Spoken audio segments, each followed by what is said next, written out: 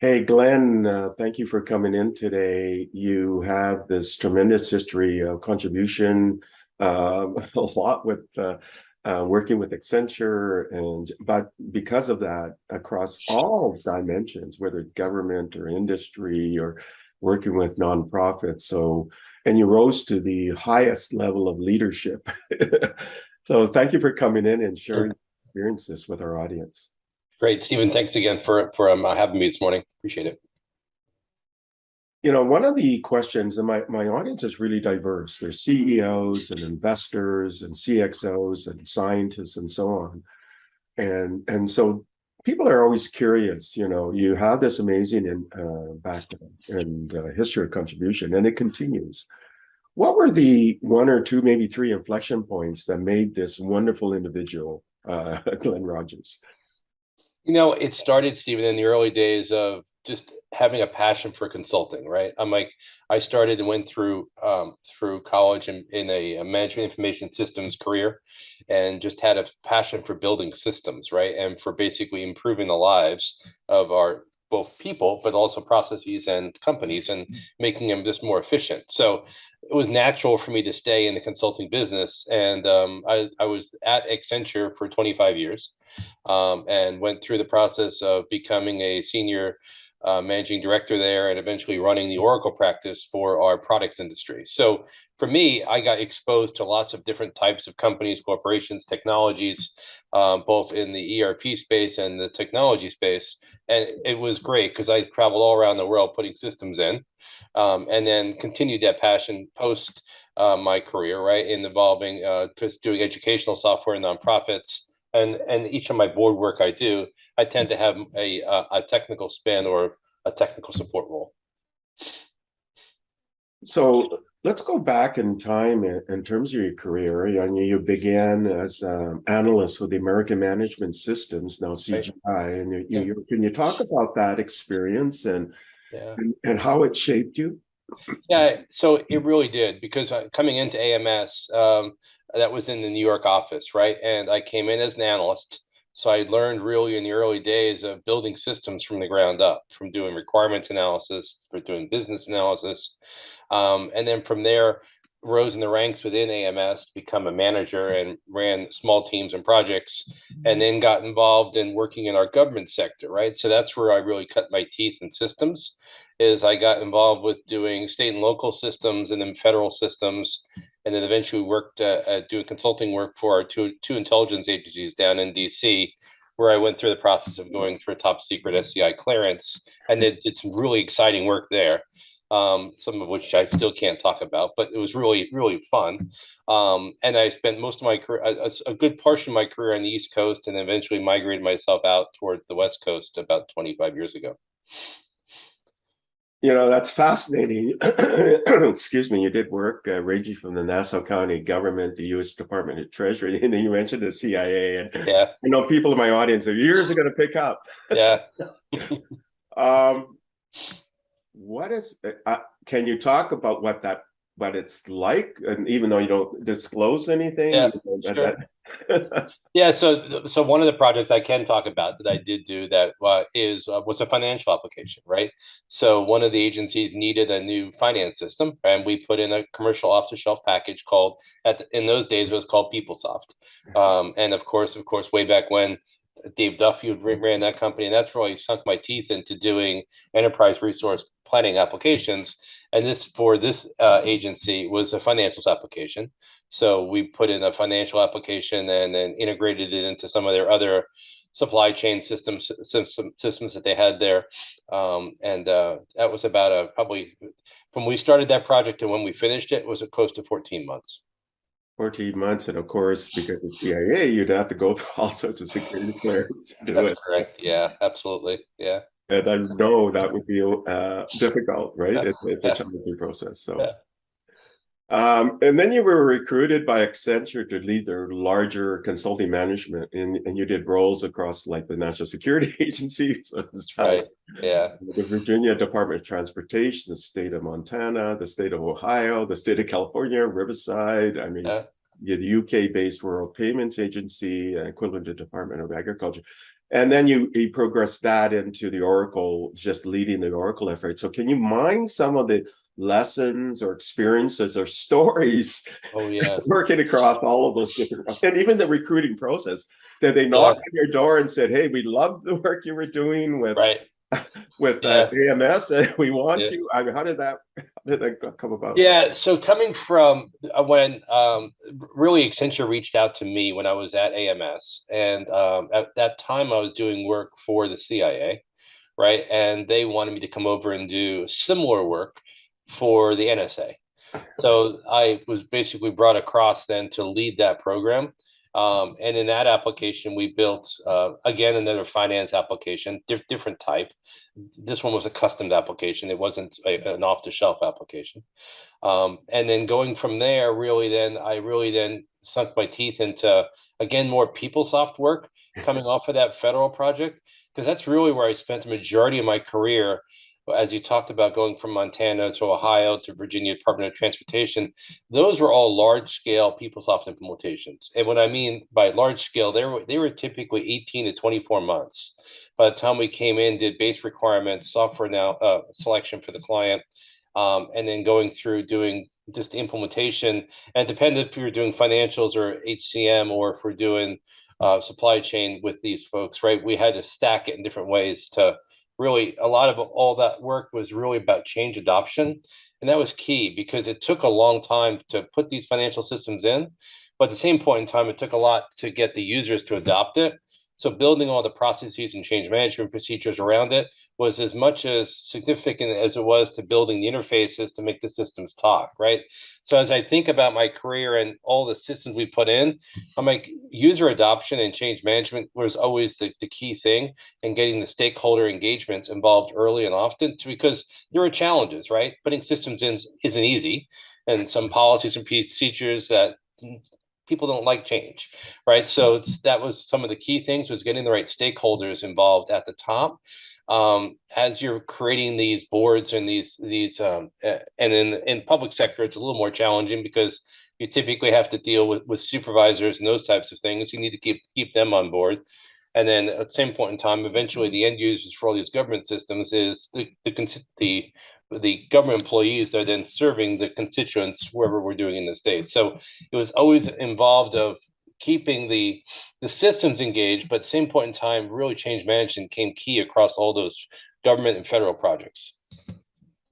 I'll pause. That's good. I mean, and you gave some lessons too. The change management is really a major challenge every time you implement a system, and you got to get all buy-in from the stakeholders, and and you got to manage that whole client relationship as well through this whole process. And so you would be an ambassador. You got diplomatic skills, conflict resolution skills. That's right. Yeah. Yeah, And that was a lot of it, right? Because there were times where we had different folks in government agencies that wanted the systems differently. And that came to play really when I got to the state of California. So that was the largest financial system we put in, right? And as you can imagine, we ripped out all of the custom applications and put in PeopleSoft across the state, across every state agency in California. And a lot of those state agencies were very reluctant to give up their old systems because they didn't want the control, right? They were losing control because it was all going to be centralized financial, all the audits, everything will be done centrally, right? So even though each agency had their own department or business unit where they can maintain their own data, and they sometimes wouldn't have to share across, there was always the auditor controller had central command and control. So those projects got hard because again, back to change management, user adoption, but at the same point in time, getting the right stakeholders involved across all the key departments was key, because we had to get them buy-in. And then at some point in time, we were working with the governor and the governor's office on some key policy changes that we just needed in place to make the systems work across. During this process, you pick up so much experience. Let's say there's somebody out there and they say, I want a career at Accenture.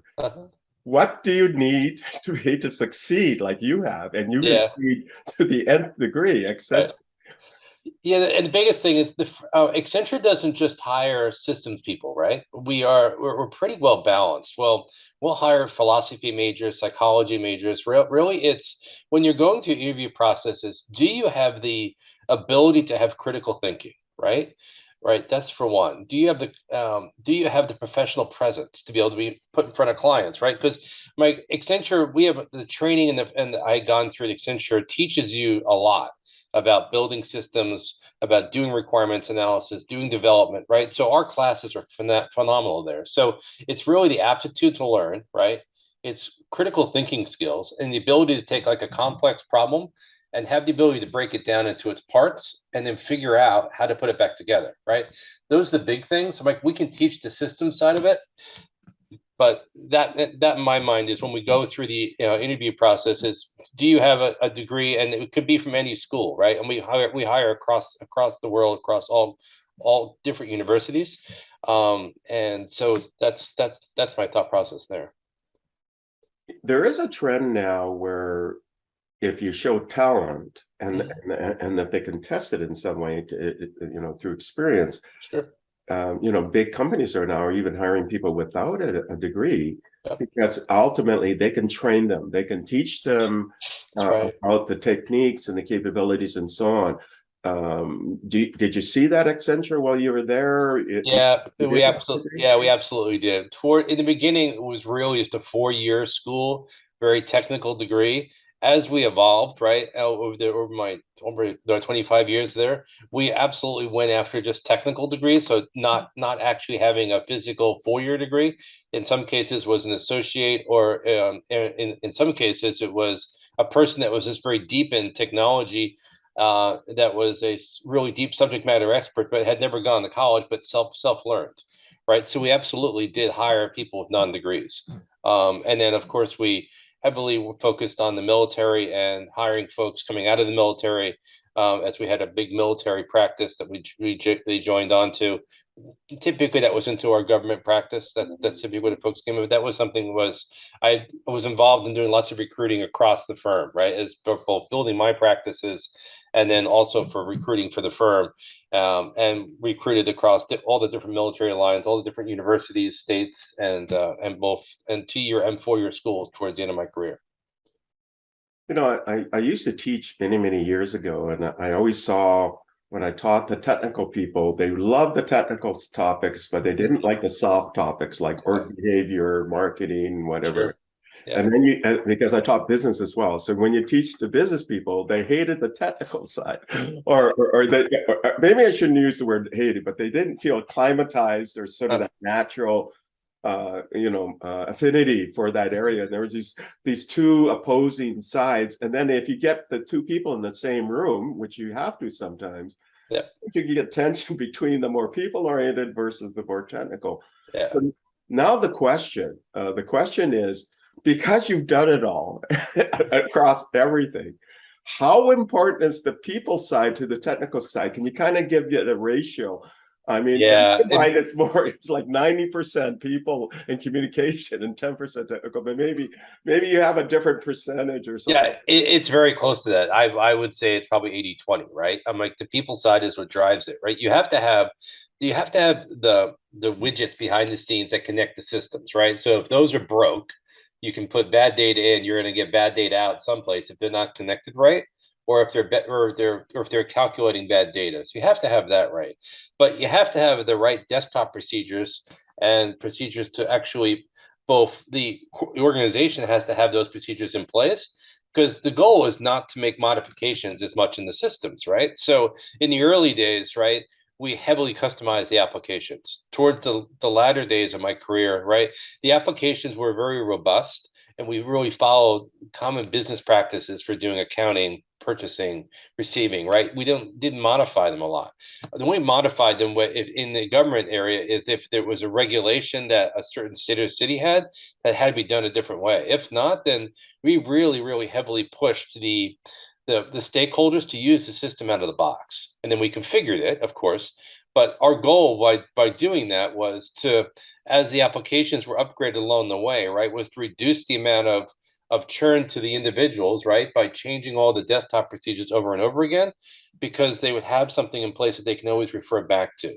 So I always get back to the change adoption side of this, right? That was the hardest part, right? Was getting the change folks engaged early, right? Explaining to them what's the benefits of the system, right? So they see a brand new system coming.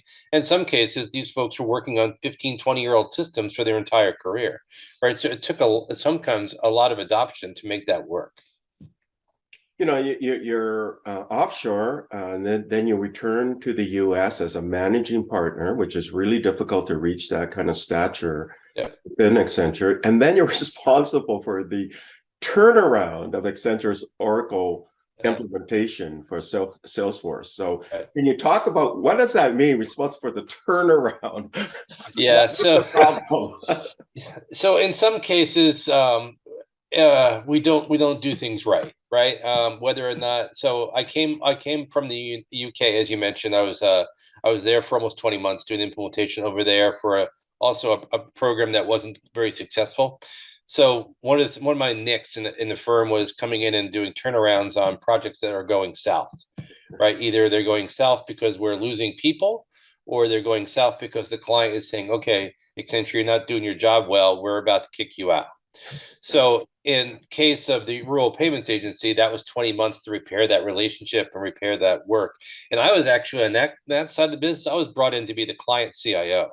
So that was a very, very different role, right? I'm like, we had challenges with our delivery team there, and we needed different leadership on the client side to help drive the Accenture team to finish the work, right, and get the work done right. So I spent a lot of time there, both counseling the client, but also counseling our Accenture team members on how to improve, right? And in some cases we had the wrong people doing the wrong roles. In other cases, we didn't have alignment on the business requirements. So coming and then off of that UK project, I then was asked to do a similar type role on Salesforce.com. So at this point in time, we were putting in an Oracle EBS system. So this was a finance system. And unfortunately, it wasn't going correctly, and it was off the rails, and it got to the CEO level mark, and he called at the time our CEO and Accenture and says, okay, I'm about to kick you guys out. I need you guys to fix this. So as you can imagine, that got elevated pretty fast. So then I was asked to, at that time, the timing was perfect. I was just finishing off the role at the UK, and then I came over and I headed home. I was back on the West Coast. Which eventually was my goal. So then I was brought in to repair that relationship at Salesforce, and we ended up backing out some work and redoing it again. And that took another 6 months to get that program on the right side. So, but that's just a knack that I have, is to come in and analyze the situation, a program or project, figure out where we're misstepping, where we're not following our methodology, where we might have the wrong people in the wrong roles. And then in some cases, the client may need to swap out some of their folks that may be causing more difficulties than helpful. So, yeah, and you made the two CEOs happy. Yeah. That's a lot of pressure, though, isn't it? Because it gets yeah, at the CEO level. That was a rough one, yeah, because I was constantly giving updates back and forth, and then meeting with both CEOs on a quarterly basis, saying, okay, we're back. I need some time to fix it. So, yeah. So how do you manage that pressure? Yeah, well, it's hard. Mike, it's in my mind, it was constantly giving feedback to our teams on a weekly basis, right? And we had basically had to redo our sprints. We had to redo our waterfalls in some cases, really getting people's confidence back online that we can turn this around, right? And then constantly keeping the stakeholders and the CEOs up to speed, right? As long as they know the progress is being made, right? And that the communication was happening both ways. That was key, right? I think in the case of the Salesforce implementation, we really overpromised, and we didn't meet our initial scope of services in the RFP. So we basically had to come back and redo it. I see something similar with Honda Motors. Can you talk about that? Yeah. So Honda Motors was coming off of Salesforce, then I got involved in Honda Motors. That was a interesting one. That was another Salesforce implementation, but then we built a custom front end on it to deal with finances for the employees. So it was with Honda Finance directly, and we had a Salesforce application on the back end, and we used a a product on their app exchange to handle the front end to basically capture payments from users for cars for financing. So we built the whole front end to that. And in the midst of doing that, we had some challenges on how we delivered it from an interface perspective, and just caused some data to go in different places that it needed to get cleaned up. And that took a while to unscrew all that and back it all out and figure out, okay, why is the data going this way where it should be going this way?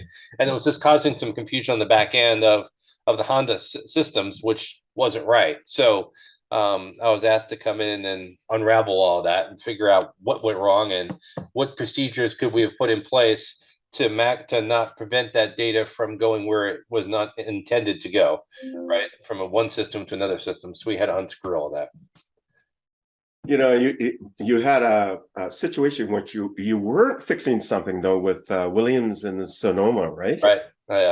Yeah, and that was one of my last projects there. That was a brand new implementation. Williams-Sonoma was a phenomenal client up in San Francisco, where we also put in an Oracle application there too, and that was both finance, supply chain, and that was a great implementation, right? That was supporting all their stores, all their brands, and it wasn't live by the time I left, but it was I left it in good hands when I finished it up. So I can see why you have this reputation as the expert in quality assurance, the go-to leader to fix problems, being a CIO when needed, sort of like on an agile basis and a global technology visionary.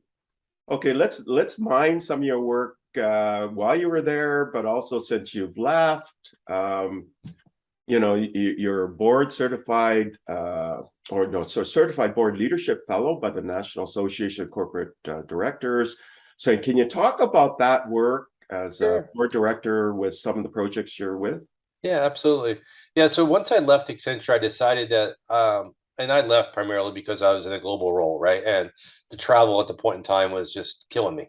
So I decided it was time, but I didn't want to not do, I wasn't going to just not do anything else. So I decided to focus efforts in becoming board certified. So I realized that boards will continue to need folks like me to have technology aptitude and leadership, but I need to make sure that I understood how to be on a board. So that's why I went down the process of becoming board certified with NACD and became a board leadership fellow, which is a certification that they have to basically qualify a person being on a board.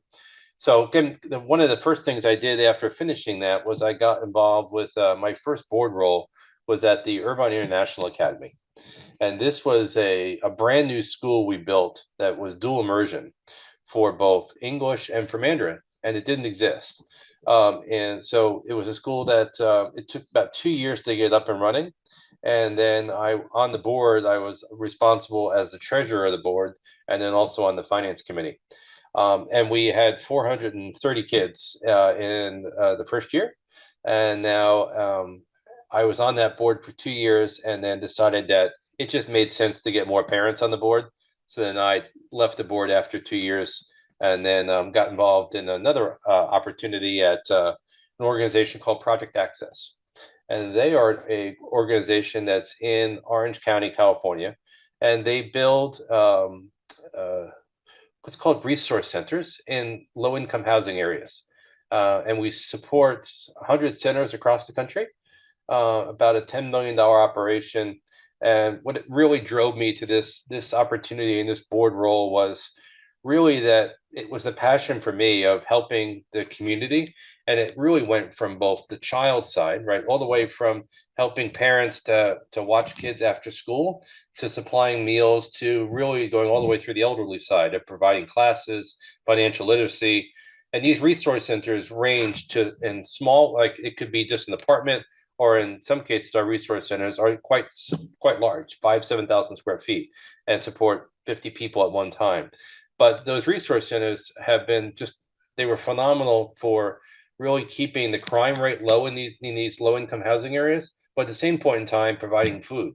So during COVID, our mission changed where we merely focused on doing food delivery and not basically things at the centers because, of course, with COVID, but they couldn't come into the center. So that was a good passion of mine, and I continue to do that role today.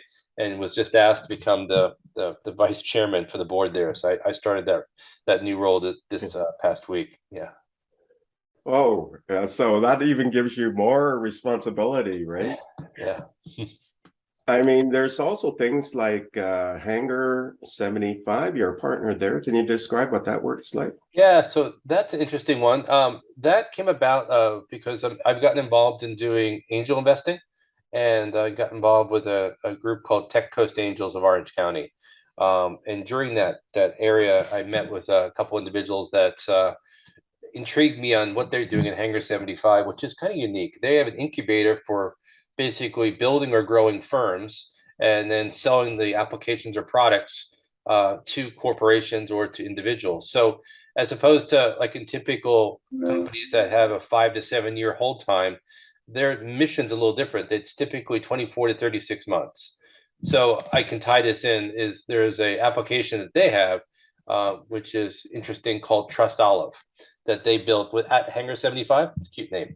And it's an application that is really for both landlords and tenants to provide their feelings on how their environment is at their tenant area. But I thought, well, this would be an interesting way to take that Trust Olive application and kind of modify it to see how I could use it for Project Access. So today at Project Access, all the individuals that come to the centers, they all fill out these manual paper forms. I thought, well, this is archaic. Someone's filling out a paper form and then someone behind the scenes keying it in. And in some cases, people won't fill it out because it's in English and they don't understand how to write English. So the application that we had at Hangar 75, Trust Olive, enables us to then take the application and they can key it in their own native language. And then on the back end, we're using Google Translate to modify it, put it into English, and then eventually it'll be integrated into the Project Access Salesforce CRM. So Trusted Olive was interesting because I was able to then bridge those theory. And of course, I'm still in process of doing this, but I like the fact that Hangar 75 has the applications and companies that they've built, and they figure out what right way to fit it into to really improve an ROI for a company. Or if they don't have it, Hangar 75 will build it, and then at the back end, see whether the company will buy it. That's really interesting. Are you planning to extend into other areas on the investment side and maybe outside of social impact or return on value, but a return on investment as well? Or are you going to keep it to more of the impact side?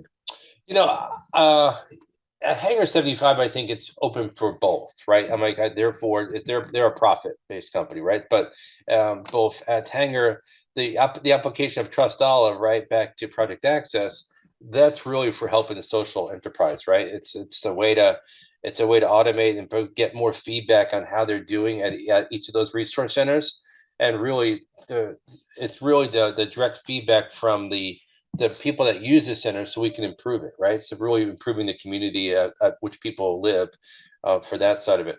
There are applications at Hangar 75 that are just pure business focused, right? They have developed an application that originally started on Kickstarter to build 3D modeling, right? So they have something that's launched, and they're in the process right now of raising additional funds at Hangar 75 to have cash influx to make that thing launch, right? So that's been interesting there too. You're also a board director of Visionize and the Rogers Center of Learning. Can you talk about those two? Yeah, so Visionize is it's a digital twin company.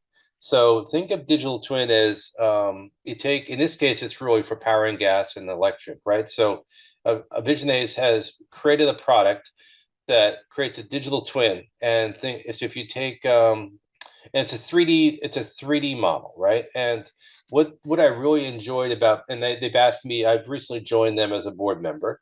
I've been trying to use my relationships at Accenture to figure out how to build a product for them to be able to use and for us to co-market, right? And unfortunately, it's in a confidential stage right now, so I can't talk about that physical project. But it's pretty interesting in what they're doing. They've figured out how to take a 3D model of a building, and in this case, oil and gas, right? And put sensors on it, and it have real-time view of the building to be able to change out parts on it. And you can do that using Oculus glasses. So think of you're going into an environment that's either in a nuclear environment or you're going into a hot desert and you want the person to be able to do a 3D model of changing out a sensor virtually before going into that environment to change it out. And what Vision is to be able to do is they've been able to they don't basically they do a complete look into the building. So they'll load the CAD CAM drawings or do lasers markings at each of the building sites to create a 3D image of it. And then they'll be able to monitor that building remotely. And at the same point in time, they don't the data itself stays within the Vision A's cloud application, and they were able to integrate to the boundary systems in each of these different systems to pull in systems of record data. And then the Rogers Center of Learning.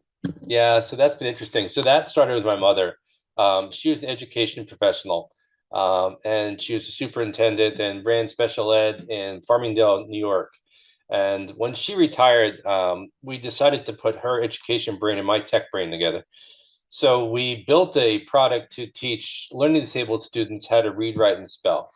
And it was an application that was originally built way back when in Dreamweaver on a CD-ROM platform, almost 30 years ago. And then she passed about 7 or 8 years ago, and I took the application and modified it to work on an Android platform and Apple platform. So it's something to be able to keep my wife's legacy, my mom's legacy in place, and it continues to be sold today. And it's a pretty enriching application. So it enables us to take somebody that doesn't understand any letters or any English at all, and be able to eventually get them to the 9th grade reading level. So and it's been pretty rewarding to do. And again, it's really built for individuals that are in special learning, right? So that struggle on reading and writing. So, there's Corent. You've had some dealings with them, right? Yeah, Corent. Yeah, so Corent software, then this is another way I try to leverage my relationships, right? Like at Vision A's, I'm trying to leverage it with Accenture to build a new product for a new client, and to integrate, because also Accenture has a significant digital twin software practice. So trying to mirror those two together. Going back to your question on Corent is a great software product and I've realized it's just, people just don't understand it, and the ability to take their software is so unique. Be able to read an executable file, right, which is what these guys really do, understand the ones and zeros in that file, and then be able to take that code, migrate it to a cloud in a multi-tenant environment, and provide that ROI back to a client. That's been great. I'm been talking with Fozzie for years, and trying to get, at one point when I was at Accenture, I was really pushing this with the CIO of Accenture, saying, hey guys, this would be a great opportunity to create a practice around this and or buy it.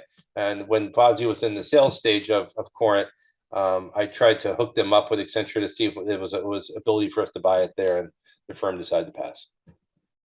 Yeah, it's unfortunate, right? Yeah, I agree. I even today, I think Corent should be bought by somebody. They're a great product. Yeah, it's interesting, and you definitely have the background and the knowledge and experience to realize the potential of Corent, right? Yeah. So, let's get into more of the future space now. So we kind of mined your history and some of the work you're doing, the board work, and the things that interest you. What do you hope to achieve? I mean, what are some of the things that you want to achieve now at this stage in your career? Sure. Let's say in the next 2 to 3 years. Yeah. So, and I think in my mind, it's continuing my board work. I'll be honest. I feel enriched for them doing that. But then more recently, I've gotten involved in this angel investing side of the business, right? So, and I've been involved on due diligence teams and analyzing companies and figuring out what makes sense, right? So, and I think I could do that for private equity, for firms, right, as they're doing acquisitions. So that's been interesting, because I've been able to take my system side of the business, right, the business acumen side, right, and ask the right due diligence questions to see whether or not this company has legs. So that's been interesting. I've only been doing that for about the past 6 months, and that's eventually how I got involved with Hangar 75, right? So I think continuing my board work, I like it, and I also like the fact that spending more time with Project Access and trying to help build that practice out and probably expand that to being more of an international practice. In my mind, I think Project Access can continue to grow into Mexico and Canada, and just finding the right connections to make that work. I really like the giving the back of the community side. That's been something that's been a passion for mine. Remember when working with my mother to build the educational software. So that's been great. And then with both Visionaries, it's been interesting to work then at a private company, a private side of the business, and then try to help them build and expand that product line to become a dominant player in the digital twin space. Okay, now we're going to leave sort of this board work and Sure. all of this other work and your investment work and your marvelous background, and now we're going to go into more of the frontier side. And keep in mind, and just a reminder to the audience, these interviews are unscripted. So this question is, you're a curious person. Are there any outlier kind of transformational tech out in the weeds right now that you think are going to become more mainstream? Maybe something more magical from AI machine learning, even though there's a lot of magic coming from AI machine learning. It could be supercomputing or quantum. It could be in biomedical innovation, dot. Are there Right. things that you go, that's really interesting? And because you're an investor, Yeah. maybe these are things that would be Yeah. interesting to you from an investment standpoint. Right.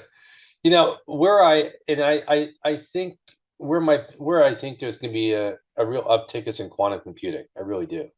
I think as you're able to leverage that technology, and they're doing it today in financial applications, right, and financial calculations. But I think the quantum computing is going to be there, right? And it hasn't got a lot of press as we're talking about the metaverse and all of that, but I really do. I think that quantum computing is there to stay.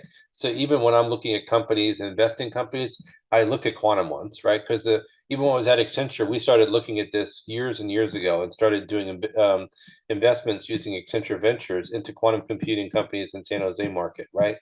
To figure out how to leverage that technology and that speed into business applications that we're building, right? Because it's expensive, right? So the figuring it out is how do you get the price down, right?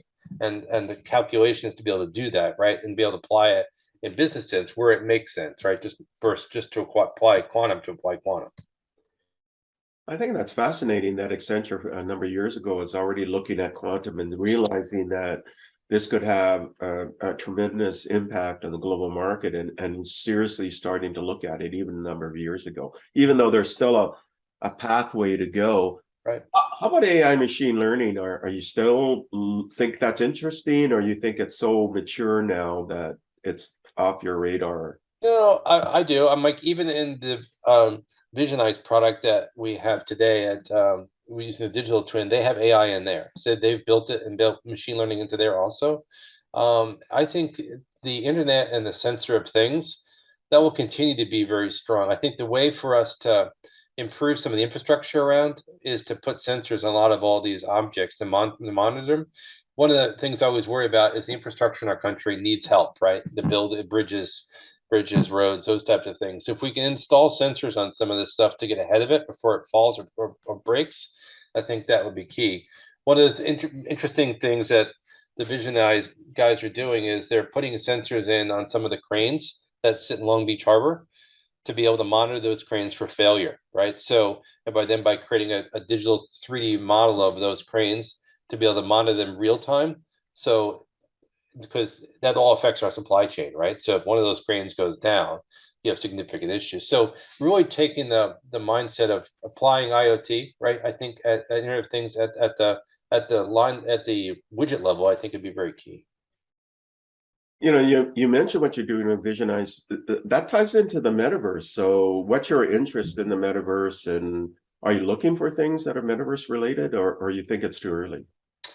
I think it needs to be the right application. So at Vision Age, we're using the metaverse and Oculus glasses really for safety, right? So we create a 3D model in a safety lens, so the individual that's replacing or repairing a part, they see it visually, and then go change that part, and then be able to do that in a safe environment before going out to the field and doing it there. So I think it absolutely is going to be a place in our market. I know that there are new manufacturers coming out with these Oculus glasses, right? Will be a significant uptake. I don't think it will be as much as the phone, right? I think there'll be a right place for it, right? And where that place is, it will be probably in the business sense where you can use it, like in the Vision Aids application or in the modeling stuff of it. I get the sense that Southern California is a hotbed for life sciences and biomedical innovation. Does that pique your interest, or is that an area that you prefer not to get involved with, or? So it did a little bit. So when I was at Accenture, we did some work in our life science clients down in San Diego, really focused there around supply chain and around finance. But absolutely, because they're inventing new products in both biotechs, right, to help the world, right? And as we're putting systems in, that makes sense. Tying back a little bit with our Tech Coast Angels side of the business, right? We also look at biotechs down there. So I'm constantly seeing new medications that are being reinvented to help the world, right? And a lot of those are coming out of the San Diego, Southern California market. We discuss a lot of different areas that pique your interest and remind your background and your rich history and the things that you're doing now. Are there any other areas that you want to talk about? No, I think you covered it, Stephen. Yeah, thank you. Okay, so we'll go to my sort of final concluding question, and that is, you've done this, so much, such a wide variety of things around the world, and definitely having a significant impact across every measure. What are your general recommendations, or even specific recommendations to the audience in your closing comment? Yeah, so Stephen, first, I very much appreciate the time that you spent with me today to kind of walk through my background and kind of what my thoughts are on both going from Accenture to AMS to my board work to some of the systems I'm currently building today. I think recommendations are just get involved in. So if you have a technology aptitude and a bent, consulting work is a phenomenal capability, right? I learned so much, and the people I've met, I still continue to stay with today, and even my clients, right? You build long-term relationships with these folks during the good times and the bad. And consulting is a challenging work, right? But it is very, very rewarding. I constantly was learning stuff all the time, whether it's new business processes, new technical things. And as long as you can handle the travel and the days today, right, with working from home, and that's going to get easier, right? Even Accenture today is most of the Accenture team members I stay in contact with, the majority of them are still at home, right? They go to clients a handful of days these days. So there's ways to, I think, improve the work-life balance from working in consulting today that is much easier than it was in the older days where you were on a plane on Sunday and back on Thursday night, all right? So in my mind, it will get easier as we figure out the work from home. And in consulting, they figured it out because they had to, right? There was no other way. So, but consulting has always been very enriching to me and rewarding for me to give back, right? So as I give back both within my board work and with doing on Tech Coast Angels, provide my due diligence expertise, it's been an interesting way in my career to continue to evolve it. Yeah, I'm just thinking about your experience and how valuable it would be in due diligence on any kind of investment, right? Especially because you became a global expert in fixing problems. Yeah. So you're gonna know what the flags are for issues, right? And I can see the relationships aspect of it. You have this global network of relationships. Your Rolodex is like gold or platinum. Right. That's right. Yeah. Do you use LinkedIn and things like that much? Yeah, I do all the time. Yeah, absolutely. Even when I'm researching companies, I'll use LinkedIn to figure out what their backgrounds are and to help link people together, right? Because it's a great way to connect from a business side. I'm not a big Facebook user or a Twitter user, but I absolutely use LinkedIn. Well, Glenn, thank you for coming in. I just really enjoyed our conversation. I can relate because all of the work that you've done, and I'm embedded in a lot of this kind of work as well, but from a different angles, but just really enjoyed our engagement today. And thank you for sharing so much wisdom, insight, experience, and talent globally with our audience. Oh, thank you much, Steve, for the time today. Thank you for listening to the brand called You Videocast and Podcast, a platform that brings you knowledge, experience, and wisdom of hundreds of successful individuals from around the world. Do visit our website www.tbcy.in to watch and listen to the stories of many more individuals. You can also follow us on YouTube, Facebook, Instagram, and Twitter. Just search for the brand called You.